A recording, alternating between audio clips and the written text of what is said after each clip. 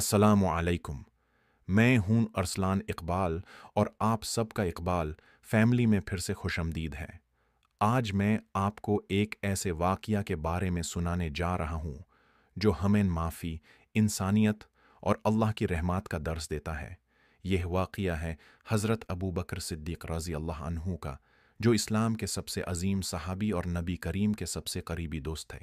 हज़रत अबू बकर रज़ी अल्लाह अन्हु एक बहुत ही मेहरबन और रहमत दिल शख्सियत के मालिक थे। उनका सब्र और इंसानियत का जज्बा हमेशा सबके लिए मशहूर रहा। एक वाक़या ऐसा है जो उनकी अजीम शख्सियत को और भी रोशन करता है।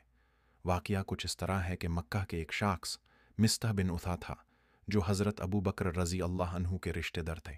उनकी बेटी हज़रत आयशा रज़ी अल्लाह अन्हा पर इल्ज़ाम लगाने वालों में शामिल थे।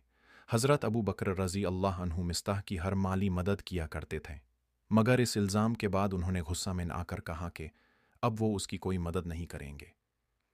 मगर अल्लाह ताला ने सूरह नूर में एक आयत नाजिल की जिसमें कहा गया, और जो लोग अल्लाह के फ़ज़ल और उसकी दौलत से नवाजे गए हैं, वो अपने करीबी रिश्तेदारों और गरीबों की मदद करना न छोड़ें।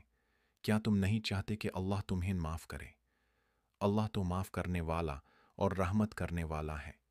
इस आयत को सुनकर हज़रत अबू बकर रज़ी अल्लाह अन्हु का दिल नरम हो गया और उन्होंने तुरंत मिस्ताह की माफ़ी मांग ली और कहा, मैं चाहूँगा कि अल्लाह मुझे माफ़ करे। फिर से उनकी माली मदद शुरू कर दी।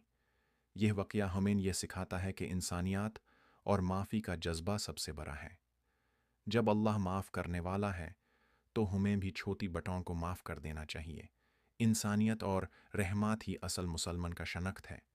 अगर आपको यह वाक़या पसंद आया हो तो ज़रूर शेयर करें और अपने दोस्तों को भी बताएं। हमारे चैनल को सब्सक्राइब करना न भूलिए ताकि आपको हर नए वीडियो का नोटिफिकेशन मिलता रहे। जज़ाकल्लाह खैर।